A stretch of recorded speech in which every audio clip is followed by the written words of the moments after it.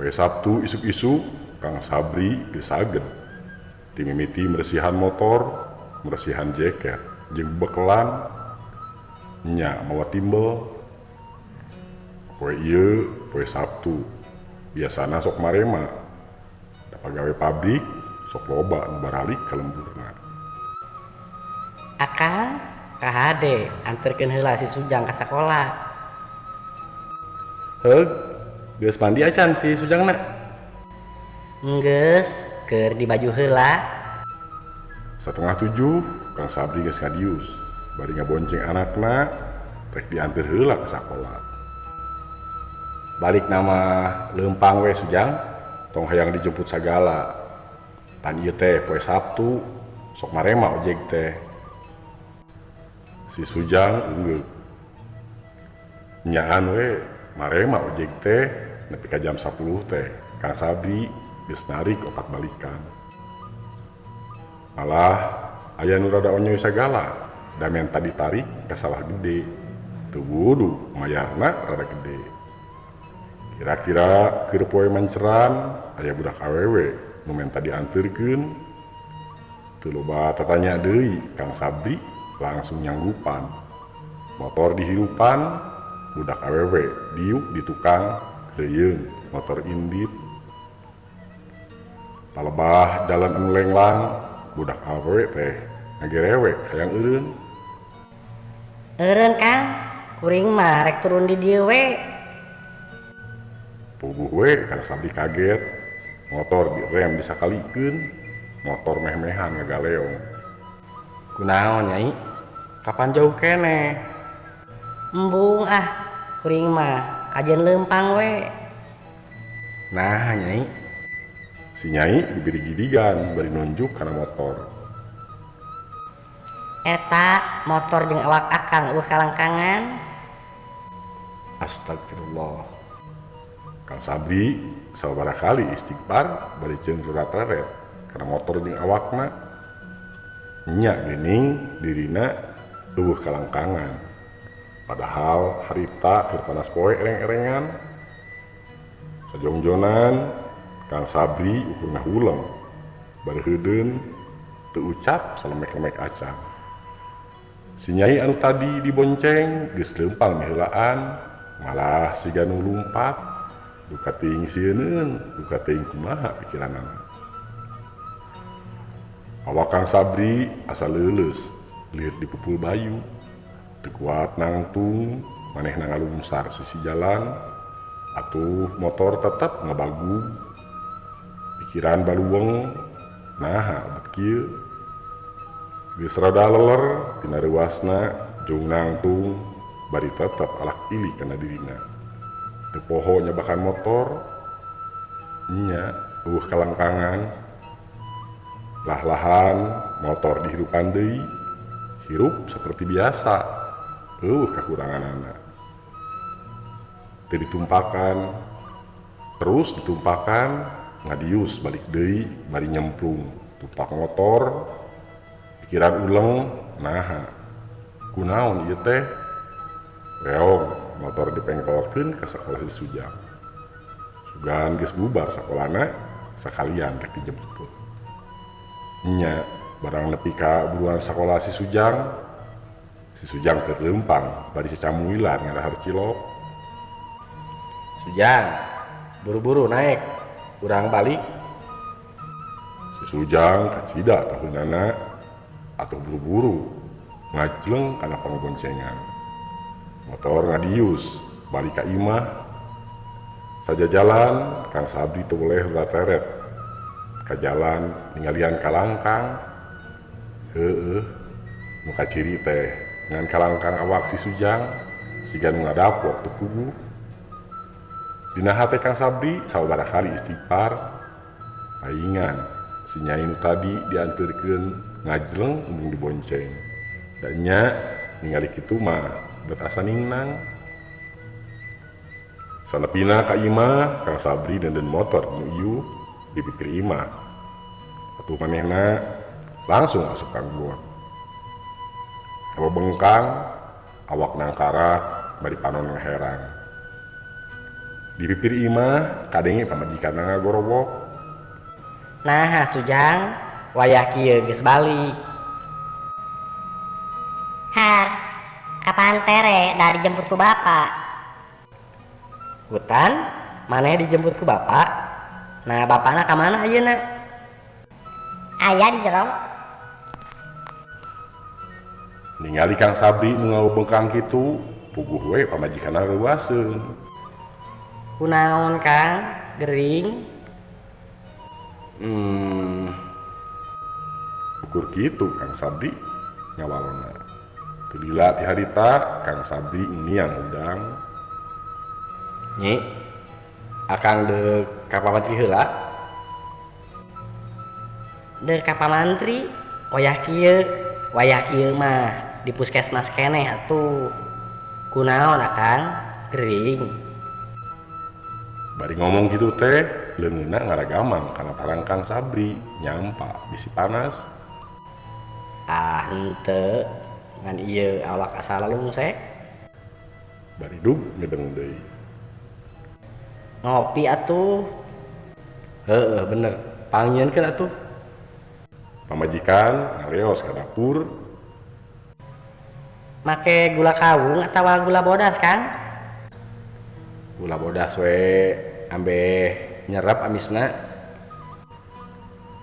Bari ngarasakeun ngeunahna ci kopi, Kang Sabri uleng mikiran naha bet aing teu boga kalangkang.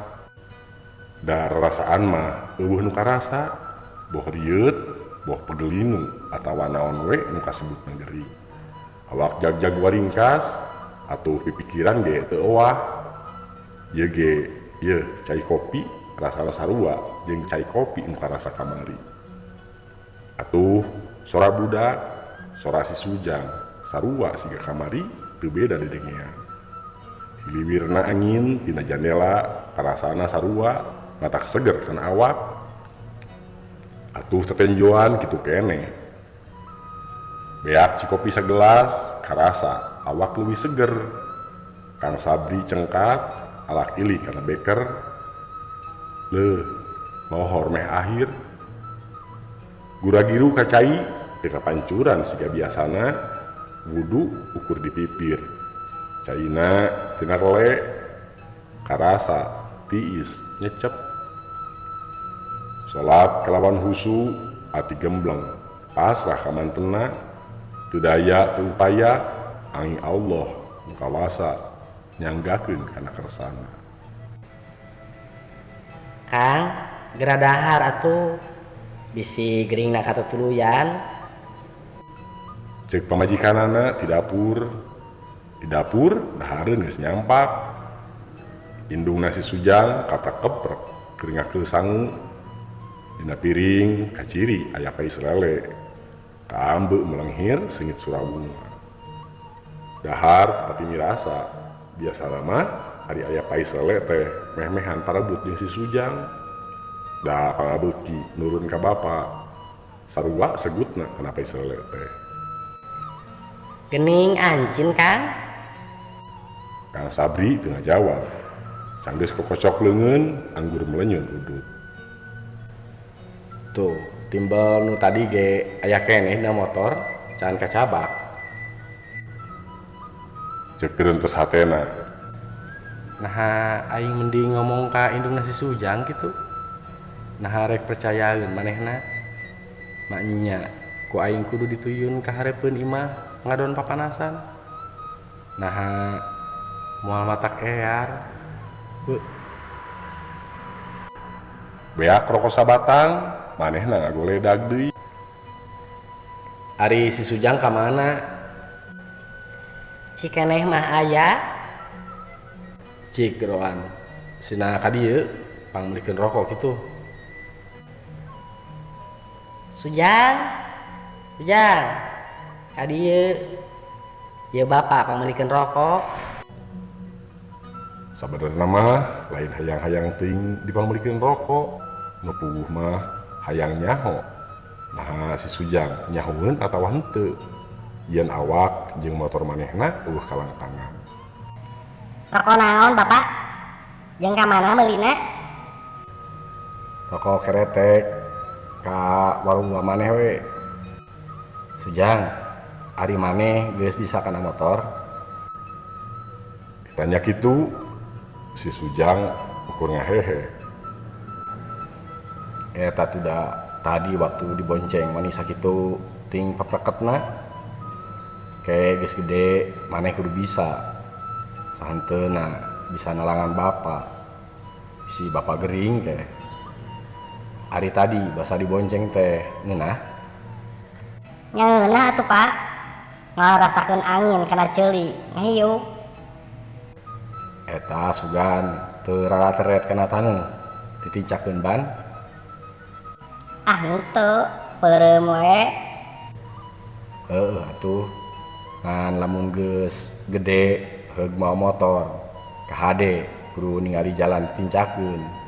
Jeung ulah peureum bisi ngagaleong. Alhamdulillah si Sujang teu nyahoeun geureunteuss hatena. Salat asar jeung salat magrib teh husu pisan, make jeung ngaberbei cimata sagala. Atuh ngadoa ge meni lila anu biasana mah congcong leos teh hari tama kabeh sagala doa nu apal digeurenteskeun. Bada magrib leos indit ka imahna Pamantri Ramdan nya teh yang dipariksa we bisi aya nu aneh dina awak. Sugan ari ku mantri kasehatan mah kapanggih sabab-sababna. Rek balaka we tibatan jadi bang balu. Geus puguh ari ukur di pikiran ku sorangan mah hasilna. Jurut turun ti imah teh make ngucap bismillah heula nu kacida tartibna. Atuh sapanjang jalan anu geus mimiti poe babacaan sabisa-bisa. Kebeneran Mantri Ramdan keur aya malah kasirina mah kakarajol da siga can ucul-ucul acan masih keneh make pakaian seragam. Aya naon Kang Sabdi asa sisinarieun ieu teh. Kituna teh bari sur-sor silih asongkeun leungeun sasalaman. Dina kursi sareretan Kang Sabri ningali kalangkang leungeun sorangan ngan can pati bleg kalangkang aya riak-riak siga kalangkang kaca. Hatena ngageter deg-degan. Nu mawi ieu teh hoyong diparios Pak. Ieu awak asa lalungse sareng ieu dada asa gegeberan. Mantri mariksa kalawan taliti. Teu nanaon geuning. Ari mawa ojek teh kudu make jaket anu kano komo mun jalan peuting mah bisi asup angin jeung bisi dada karancang. Naon geuning disebutna teh paru-paru basah. Kang Sabri ungut-ungutan. Di jero hatena mulak. Nah kudu balaka atawa entong. Teu kudu balaka. Kapan bieu geus kaciri kalangkang aing teh geus aya sok sanajan kakara kelemengna siga kalangkang kaca. Tah bawa we obat ieu cek Mantri Ramdan. Bari mere sabaraha kipel. Obat naon Bapak ieu teh? Vitamin eta mah ambe awak jag-jag. Sanggeus babayar Kang Sabri amitan. Teu poho uluk salam bari sasalaman. Panonna ngareret kana kalangkang. Nya aya ngan tetep siga kalangkang kaca. Sigana pamantri teu nelek-nelek kalangkang da teu openan. Anggur kalakah-kaprek mereskeun tas wala obat. Palebah pengkolan jalan numur balik ka imah kadenge azan isya. Kang Sabri teu terus mulang tapi mengko ka masjid. Dina hatena bari sakalian rek manggihan mamajar kasih. Geus lila tara munjungan. Datang ka masjid pas keur qomat. Ngaja asup teh dina sap kadua. Sadila salat ati manteng ka mantena. Surat Al-Fatihah nu dibaca ku mamajar kasih karasa nyerep. Dina sujud kedua dina rakaat akhir rada lila manteng ngadua. Sanggeus nu sejen nuntutan baralik ka imahna sewang-sewangan, Kang Sabri ngandeuketan ngamejar kasih bari nyalongkrong masongkeun leungeun ngajak sasalaman. Kang Sabri ngareret kalangkang leungeunna geus sabihari deui bakat tinggu atoh langsung nubruk ka majar kasih. Ngekeuweuk pananganana bari jeung rembay cimata ceurik ngaguk-guk. Puguh we mamajar kasih siga nu reuwaseun ningali kalakuan Kang Sabri kitu teh. Ke kunaon Kang Sabri teh? Mama mah asa reuwas ieu teh. Kang Sabri teu balaka naon sabenerna jadi Bang Baluhang teh. Harita nu kedal rumasa nurjeun ka kasepuhan geus puguh ari kakolot sorangan mah da geus daya dikieuna duanana. Sare teh peuting ieu mah teu tibra Kang Sabri guling gasahan. Lamun seug kabeh salembur nyerahkeun yen kalangkangna eueuh beu pimanaeun earna, pimanaeun mata kelokna. Sok sanajan sabenerna ngarasa teu kaganggu. Dawak mah cager, bleger, atuh pipikiran. Asana teh sarua teu kaganggu. Isuk-isuk satu tas salat subuh, Kang Sabri ngahaja neger-negerkeun awak, ngadon kikiplik siga nu olahraga, ngabatek awak. Nu puguh mah ngadagoan panon poe hayang geura jentre ningali kalangkang. Panon poe meletek di belah wetan, ngempur cahayana ting buricak tina sela-sela daun nu keureumisan keneh. Kang Sabri muru kanu lega bari tetep bolak ilik ningalian kalangkang. Alhamdulillah aya geuning kalangkang teh jeung jentre ayeuna mah. Di Lebak kadenge motor ngadudud. Si Horeng baturna sesama tukang ojek. Bri, kamari teh basa kuringan teu panumpang kalembur pentas. Di ditu aya budak awewe keur hari beus-beus. Ngajarkeun aya tukang ojek eueuh kalangkangan. Waktu ditanya saha-sahana eta budak teh ngan teu nyahoeun ngaranna. Ngan lamun disarwakeun jeung dedeg pangadegna mah sigana di dinya. Kang Sabri nempas. Lah lahu teuing moal enya aya jalma eueuh kalangkangan. Tuh tingali apaan sakitu jentre na panjang deui. Oke, lamun tengah poe keur ereng-erengan kalangkang kuring jadi mondokan. Kituna teh bari nunjuk kana kalangkang masalangan. Pamirsa, mung sakituan tiasa kapihatur, kirang langkungna simpeuring nyuhunkeun dihapunten. Billahi taufik wa hidayah. Wassalamualaikum warahmatullahi wabarakatuh.